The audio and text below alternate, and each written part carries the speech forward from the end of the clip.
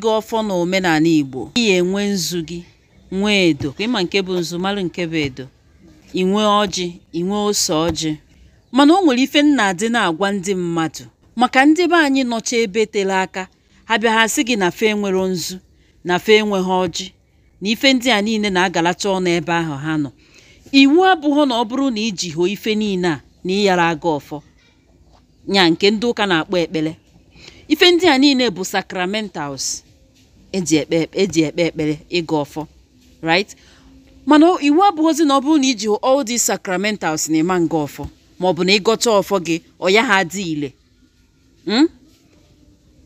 ịga ọfọ gị ọ dị ile si esi n'obi gị ọ bụrụ na obi gị dị ọcha because obi gị ama nru unyi ịma ndị na-echelu mmadụ ibe gị ife ọjọọ obi gị ama mgbe ọchịchị ese na ị na-aga ọfọ na-enekwa anyị gọcha ọfọ ahụ ka o mee gịnị ka anụ ekpere ahụ ikpe na abịa n'ife gbasara ikpe ekpere a na a lot of people na-asị na fa amarọ ka ha ya esi ekpe ekpere n'ọdịnala Igbo because ịmago na etu a mụnyechara anyị n'ụka anyị amago na ọ bụrụ na ị chọọ ikpe ekpere n'ụka ọ bụrụ onye amụeli na Katọlik o mee n'afa nna na nwa na mmụọ nsọ kwa then ndị Anglican maka fasi ekpe nke ndị Pentecostal and so on and so forth na abịazie ndị batalụ maọbụ ndị malitere ime omenala ọfa sị na fa amụrụ ka ha ya esi kpe ekpere.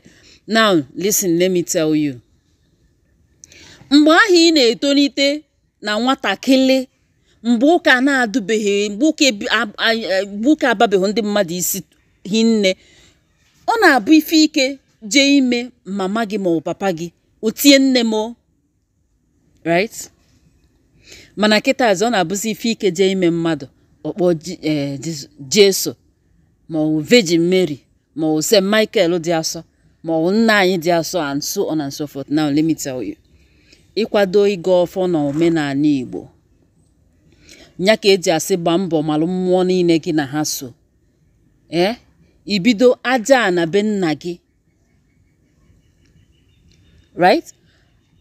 It's not a must. Onweghị nke ị ga-akpọ iche, onweghị nke bụ n'ọnya ka ị ga-ebu ụzọ kpọ because mgbe ọbụla ị kwadoro ịga ọfọ ikpe ekpere enwere mmụọ ọbụla mmụọ gị na ya nọta ya anọ eche enwe ike ndị mmadụ na-akpọ ya nke ndị mmadụ na-akpọ inspiration. Ọ bụghị inspiration ịnweta kịta ka ị ga-enweta in the next 3 minutes. So na ịchọ ịga ọfọ this minute ị nwere ike bido with aja na be nna gị, but in the next minute ị nwere ike bido with chi onye ụwa gị. Ịghọta gị now. So ka anyị were ọmụmatụ na ibidoro with aja na be nna gị nwere ike bido aja na be nna gị. Ife mere ị ga-eji bido brain recognize aja na be nna gị ahụ because na ị na-adụ ya anwụ ọ na be nna gị because ọ na be nna gị ka ife mere gị si be nna gị be nna gị ka ife make up about you si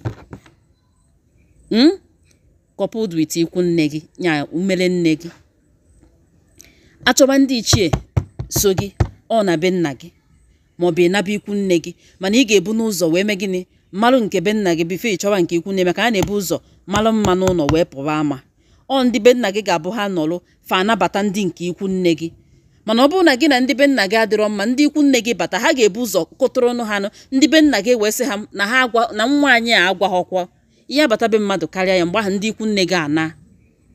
You understand? So aja na be nna gị mmụọ mụ na-esobi ụwa mgbe ahụ na-akpọzi mmụọ gị na-esobi ụwa onye ụwa gị dị involve mmụọ so onye ụwa gị dị involve right.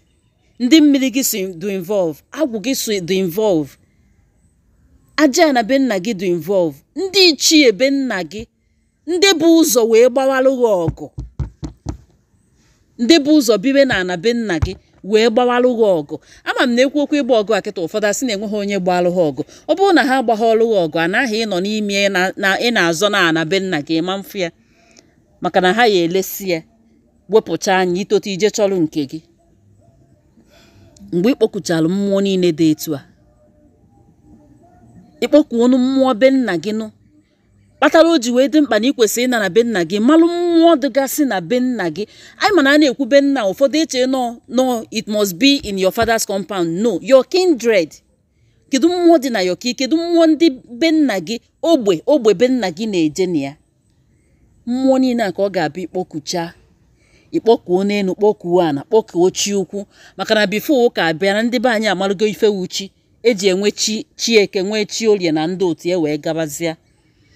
Mgbe ahụ ka iyi ekwubezie ịkpọkuo n'ezigbo mmụọ ọnụ, maka na enwe ezigbo mmụọ nwa ajọ mmụọ, enwe mmụọ bịalụ mmebi.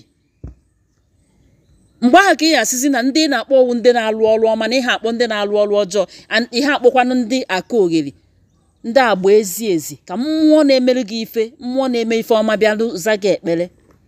Mgbe ahụzi ịkpọkuchalụ mmụọ ndị a, ọ bụrụkwanụ na ịmabeghị afa mmụọ niile a, at least ọ bụgoro na ịmaha ịma aja na be nna gị, ikwesị ịkpọ onye ụwa gị ma ịmaghị ya, you recognize now. Mgbe ahụzi mana for people ya sị na ife ndị a niile mkpọsị amabeghị ha ahụ, that they are not yet used to it, ị nwere ike kpọọ ezumezu ụmụ mmụọ m niile.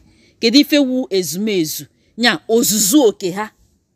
Ezumezu bụ igwe ha, nya ka ha bịa na ozuzu oke ha. You understand now? Mgbe azị bidozie gwaba ha ife bụkwa na ịga ọfọ ọbụ. Mgbe ịkpọkọnatachala ụmụ mmụọ a, ibidozie gwaba ha ife ndị ị chọrọ ka ha meelu gị. Ịghọta gị? Ife ndị ahụ ị chọrọ ka ha meelu gị ga-abụ n'ife ị chọgasị ka ọ na-eme n'ime ndụ gị.